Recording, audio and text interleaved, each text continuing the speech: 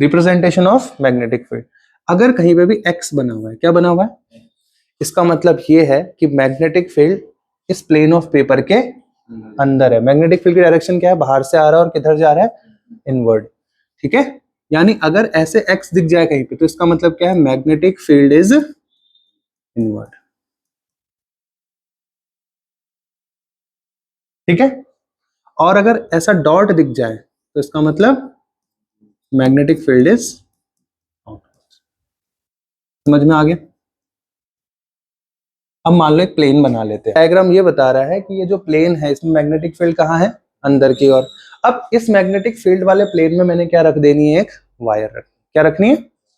अब अगर इस प्लेन में मैंने एक वायर को रख दिया कुछ ऐसे,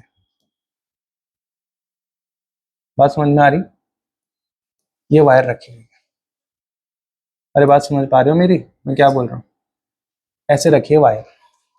अब इस वायर में करंट फ्लो होनी चाहिए। अगर इस वायर में कोई करंट नहीं फ्लो हो रही है ना, तो इस वायर को कोई फोर्स भी नहीं लगेगा।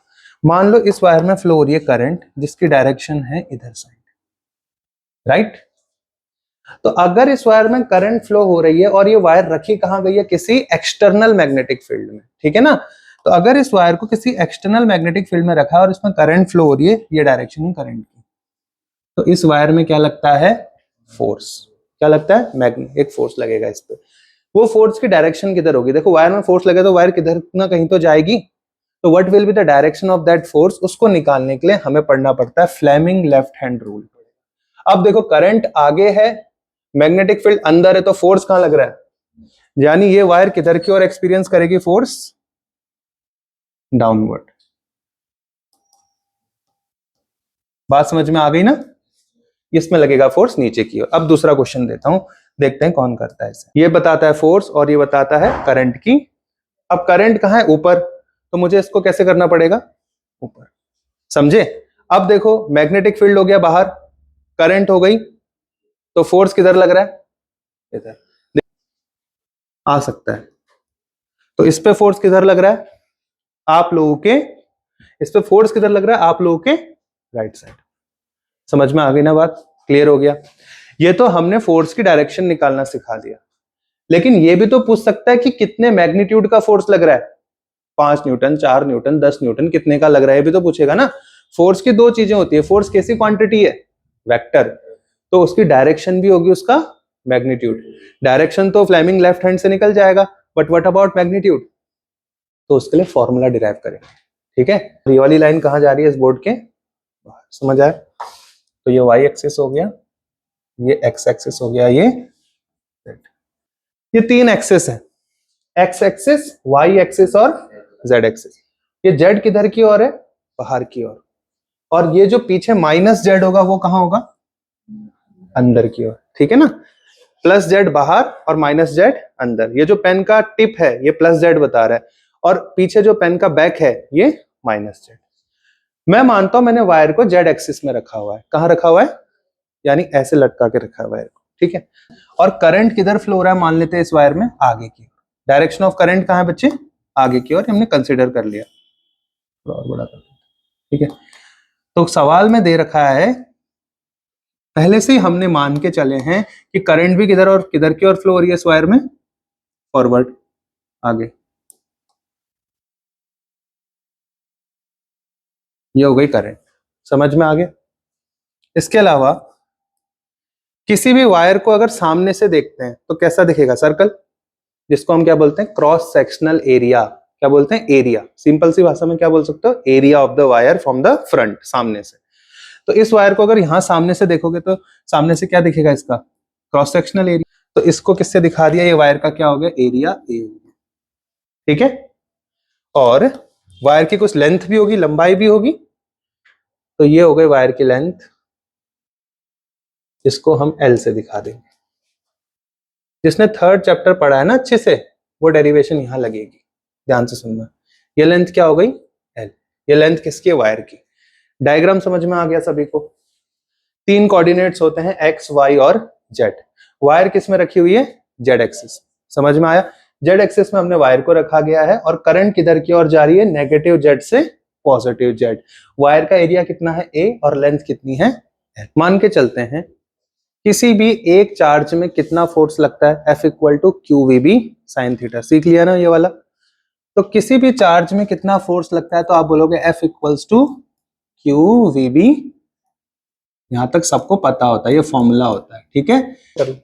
तो किसी भी चार्ज में लगने वाला फोर्स कितना होता है, Q V B sine theta. लेकिन इस वायर में टोटल चार्ज कितना है हमें नहीं पता ना, तो पहला टारगेट क्या होगा, चार्ज निकालना। क्या होगा, क्योंकि अगर वायर में एक चार्ज होता तब तो काम आसान था, लेकिन वायर में तो क्या है, बहुत सारे चार्ज हैं।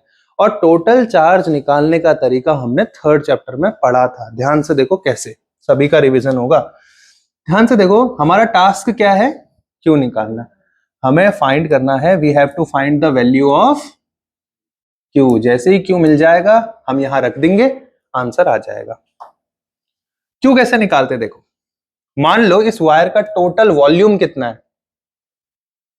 वॉल्यूम किसमें दिया जाता है, मीटर क्यूब में। किसमें दिया जाता है, वॉल्यूम मतलब कितना चीज इसमें भरी जा सकती है, उसी को तो क्या बोलते हैं, वॉल्यूम। मान लेते हैं इस वायर का वॉल्यूम है कैपिटल वी। क्या है, V equals to volume of wire. आपको मैंने एक डेरिवेशन सिखाई थी। अच्छा, जिसको बिल्कुल समझ नहीं आ रहा ना, मैं उसको बच्चों की भाषा में सिखाता हूं, ठीक है। उसके बाद तो किसी को भी डाउट नहीं होगा। आपके पास एक बाल्टी है, क्या है, इस बाल्टी का जो वॉल्यूम है वो है 100 मीटर क्यूब। कितना है, बाल्टी का जो वॉल्यूम है वो क्या है, 100 मीटर क्यूब, यानी 100 मीटर क्यूब की चीज को इसमें रख सकती। इस बाल्टी के अंदर मैंने टॉफियां रख दी। क्या रख दी, टॉफीज। इस बाल्टी के अंदर मैंने टॉफी रखी, और कितनी रखी, 1000 टॉफी। कितनी रखी, कितनी टॉफीज रखी, 1000। वॉल्यूम कितना है, टोटल वॉल्यूम कितना है बाल्टी का, और टोटल टॉफी कितनी है, ठीक है। अच्छा, अगर ये सारी टॉफी इसमें फुल भर गई तो क्या टॉफी का वॉल्यूम और इनका वॉल्यूम बराबर होगा, तभी तो भरेंगी या नहीं भरेंगी। अगर पूरी जगह ही नहीं बची तो सारा वॉल्यूम बाल्टी का किसने कवर कर लिया, टॉफीज ने। यानी सारी टॉफीज का वॉल्यूम भी कितना हो गया, जितना बाल्टी का वॉल्यूम है ना, और उसके ज्यादा अब नहीं भर सकते। यानी कि 100 मीटर क्यूब की बकेट में कितनी टॉफीज आ सकती हैं, 1000। तो मुझे बताओ इस बकेट के 1 मीटर क्यूब में कितनी टॉफी आ रही होंगी। क्या करोगे, अगर आपको 1 मीटर क्यूब, मैं बोल रहा हूं पूरी बकेट में नहीं चाहिए, हमें सिर्फ इस बकेट के कितने वॉल्यूम में चाहिए, तो क्या करोगे, आप बोलोगे सर टॉफी कितनी है, 1000, और टोटल वॉल्यूम कितना है, यानी कि 1 मीटर क्यूब वॉल्यूम में कितनी टॉफियां हैं, 2 मीटर में कितनी हो जाएंगी, 20, 100 में कितनी हो जाएंगी, 1000। समझ में आ गया, 1 में 10 है तो 100 में कितना होगा, इंटू। समझ गए ना बात। इसका मतलब अगर आपको 1 मीटर क्यूब में 10 टॉफीज रखनी है तो 100 मीटर क्यूब में कितनी रख पाओगे, 1000। समझ में आ गया। अब ध्यान से सुनो, यही वायर के लिए भी अप्लाई करो, ध्यान से सुनना।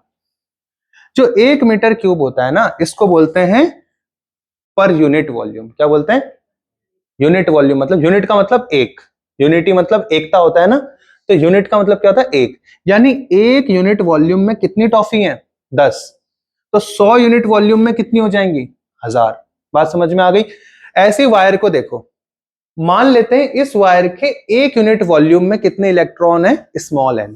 कितने, हमें नहीं पता तो हमने क्या मान लिया, स्मॉल एन। ठीक है, तो इसी कंसेप्ट को यहां पे लगाते हैं। इसको मैं थोड़ा साइड रख देता हूं, बाद में डिलीट ही कर दूंगा, ये तो बस समझाने के लिए था। इसको अभी के लिए यहां रख देते हैं। मान लेते हैं कि इस वायर का टोटल वॉल्यूम जो भी होगा हमें नहीं पता, हमने क्या मान लिया, इसका वॉल्यूम V। इसके 1 मीटर क्यूब में कितने इलेक्ट्रॉन है, मान लिए स्मॉल एन। क्या मान लिए, स्मॉल एन। यहां पे स्मॉल एन का मतलब क्या है, number of electron per unit. Very good.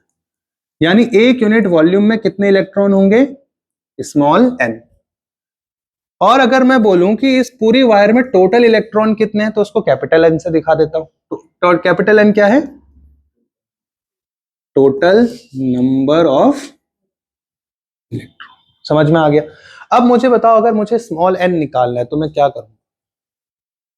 अगर मुझे स्मॉल एन निकालना है, 1 मीटर क्यूब के लिए निकालना है मान, तो क्या करूंगा, जितने भी इलेक्ट्रॉन हैं उसको टोटल वॉल्यूम से जैसे आपने यहाँ क्या किया था, जितनी भी टॉफी है उसको बाल्टी के वॉल्यूम से, तो वैसे यहां भी तो यही करोगे। अगर आप वायर के 1 मीटर क्यूब में इलेक्ट्रॉन ढूंढना चाह रहे हो तो स्मॉल एन क्या हो जाएगा, total electron divided by total. अब तो शायद नहीं बोलोगे ना पेपर में, समझ में आ गई ना। पर क्या अब इसकी जरूरत क्या पेपर वाले को समझाने के लिए भी करोगे क्या, है ना, तुम पे हंसेगा। तो अगर क्यों कर रहे हैं सर ऐसा, क्योंकि हमें क्या निकालना है, चार्ज। और चार्ज का फॉर्मूला क्या होता है बताओ, चैप्टर नंबर 1 से पढ़ा था, Q equal to N E, पढ़ा था Q इक्वल्स टू एन, क्या होता है टोटल नंबर ऑफ इलेक्ट्रॉन, और E क्या होता है चार्ज ऑन। अगर इंटू कर देंगे तो क्या आ जाएगा, टोटल चार्ज की वैल्यू। समझ में आए, जैसे एक इलेक्ट्रॉन में कितना चार्ज होता है 1.6 इंटू 10 की पावर -19, तो 2 में कितना हो जाएगा इंटू 2, 3 में कितना हो जाएगा इंटू 3। तो अगर मैं ये पता कर लूं कि टोटल इलेक्ट्रॉन कितने हैं, तो मैं क्या चार्ज निकाल सकता हूं। कैसे निकाल दूंगा, अगर देखो चार्ज का फॉर्मूला लिख देते हैं। चार्ज का फॉर्मूला क्यू क्या होता है, बोलो, एन ई। एन क्या होता है, टोटल नंबर ऑफ इलेक्ट्रॉन। इसी को कॉपी कर लूं, तो यहां पे क्यू क्या होता है, total number of electron into charge on 1 electron, into charge on 1 electron. तो यहां से क्यू मिल जाएगा ना, और जब क्यू मिलेगा तो कहां रख देंगे, यहां। समझ गए ना बात। तो क्यू कैसे मिलेगा, आपको सबसे पहले क्या चाहिए, टोटल नंबर ऑफ इलेक्ट्रॉन। एक इलेक्ट्रॉन में तो चार्ज हमें पता ही है, -e लिख देंगे। समझ में आ गया। तो चार्ज कैसे निकालोगे, देखो उसके लिए आपको बस ये ढूंढना है, टोटल नंबर ऑफ इलेक्ट्रॉन। बाकी काम आपका हो चुका है। कैसे निकालेंगे sir total number of electron, capital N निकालना है, तो वो क्या हो जाएगा, स्मॉल एन इंटू वी। समझ गए ना। तो देखो, चलो, तो अगर कैपिटल एन निकालना है, कैपिटल एन क्या है, टोटल नंबर ऑफ, ये क्या हो जाएगा, number of electron per unit volume into total volume. किसका वॉल्यूम है ये, वायर का। वायर का शेप कैसा होता है, cylindrical. What is the volume of cylinder, pi R square H. H यहां पे क्या है, लेंथ, तो एल लिख सकते हैं क्या। पाई आर स्क्वायर क्या होता है, एरिया, और एल क्या है, तो वॉल्यूम को ए एल लिख सकते हैं। ये पढ़ाया था ना बेटा थर्ड चैप्टर में, तो जिसने थर्ड चैप्टर अच्छे से पढ़ा है उसको लिंक हो रहा होगा। तो यहां से अगर देखो तो सारे इलेक्ट्रॉन कितने आ गए, एन इंटू वॉल्यूम कितना आया, एल। मिल गए ना टोटल नंबर ऑफ इलेक्ट्रॉन। इसलिए तो फिजिक्स टफ है बोलते हैं बच्चे, पहला चैप्टर क्लियर नहीं है तो ये तो आगे बढ़ ही नहीं पाएगा, है ना। और सर थर्ड प्रैक्टिस क्या उसको लग रहा है, तो सिंपल सी बात बता रहे हैं सर, कोई बड़ी चीज भी नहीं। टोटल नंबर ऑफ इलेक्ट्रॉन मिल गए, उनको कहां रख दो, यहाँ पे। और एक इलेक्ट्रॉन पे चार्ज कितना होता है, -e। ठीक है, 1.6 भी रख सकते हो, पर अभी हम वैल्यू नहीं डाल रहे, मान के चलने एक इलेक्ट्रॉन में कितना चार्ज है, -e। तो इसकी वैल्यू को यहां रख दो। तो बताओ टोटल नंबर ऑफ इलेक्ट्रॉन कितने आए, NaL, small n, area into length. और एक इलेक्ट्रॉन में कितना चार्ज होता है, तो बताओ बेटा टोटल चार्ज कितना हो गया, -ENaL। समझ में आ गया, कोई प्रॉब्लम। इसको कहां रख देंगे बेटा, यहां पे रख देंगे। इसको मान लेते हैं हमारी क्या इक्वेशन, इसको 1 मान लेते हैं। इसकी वैल्यू यहां रख देंगे, किसकी, क्यू की, और आंसर आ जाएगा। एक लाइन का काम बचा है बस, समझे। तो अब क्या करेंगे, देखो सिंपल सी चीज बची है, क्यू का मान, क्यू की वैल्यू कहां रख देंगे, यहां पे। We will put the value of Q in first. तो देखो क्या हो जाएगा, F इक्वल्स टू, बताओ क्यू कितना है बेटा, चलो -ENaL। तो यहां पे जो क्यू था उसकी जगह क्या लिखिए, -NE भी लिख सकते ना, आगे पीछे कोई प्रॉब्लम तो नहीं है। AL, ये तो क्यू की जगह आ गया, और पीछे जो है वैसे लिख दो। अच्छा, इलेक्ट्रॉन चल रहा है तो किस वेलोसिटी से चलता है इलेक्ट्रॉन, ड्रिफ्ट वेलोसिटी, पता है ना। हाँ, जिगजैग मोशन करता है। तो जो इलेक्ट्रॉन होगा, अच्छा मुझे एक बात बताओ, अगर करंट इधर आ रही है तो इलेक्ट्रॉन किधर जा रहे होंगे, ऐसे जिगजैग चलते ना ऐसे, तो इलेक्ट्रॉन ऐसे ऐसे इधर साइड जा रहे होंगे। तो जिस रफ्तार से जा रहे होंगे वो रफ्तार क्या होती है इनकी, VD, है ना। तो यहां पे भी VD लिख सकता था मैं, क्योंकि ये फोर्स लग किस पे रहा है, इलेक्ट्रॉन पे ही लग रहा है। तो पीछे क्या लिख सकते हैं इसके, V को VD इंटू B साइन अच्छा, कोई मुझे बता सकता है करंट और ड्रिफ्ट वेलोसिटी के बीच में क्या रिलेशन होता है? I इक्वल्स टू NEAVD, याद है? I equals to minus NEAVD, पढ़ाया था लास्ट दिन। देखो दोनों चैप्टर जुड़े हैं आपस में, इसलिए फिजिक्स टफ लगती है। तो क्योंकि हमें पता है करंट का फॉर्मूला क्या होता है, I equals to minus NEA, क्या यहाँ पे सारी चीजें हैं? देखो माइनस N भी है, E भी है, A भी है और VD भी है, तो ये सारे टर्म्स किस में बदल जाएंगे? I में। तो फोर्स कितना हो जाएगा? देखो I L B sine theta, यही तो है। किसी भी वायर पे लगने वाला फोर्स कैसे निकालोगे? उस वायर की मौजूदा करंट, उस वायर की लंबाई यानी लेंथ, और उस वायर को किस मैग्नेटिक फील्ड में रखा हुआ है, उस मैग्नेटिक फील्ड का वैल्यू, साथ साथ एंगल भी चाहिए होगा। किसके बीच का एंगल? लेंथ और मैग्नेटिक फील्ड के बीच का। मान लो मैग्नेटिक फील्ड यहां है इधर की ओर, तो हम देख लेंगे एंगल कितना बन रहा है। अगर साइन थीटा हटता है तो क्रॉस प्रोडक्ट आता है, डॉट आता है, क्रॉस आता है, कॉस हटता है तो डॉट, 11th का कॉन्सेप्ट है। तो F इक्वल्स टू क्या हो जाएगा बताओ? I, साइन हटेगा तो क्या आ जाएगा? L वेक्टर क्रॉस, अच्छा फोर्स भी तो एक वेक्टर है, और करंट क्या है? स्केलर। समझ में आ गया? क्लियर हो गया सभी को यहां तक बात? तो यही आपका फॉर्मूला है।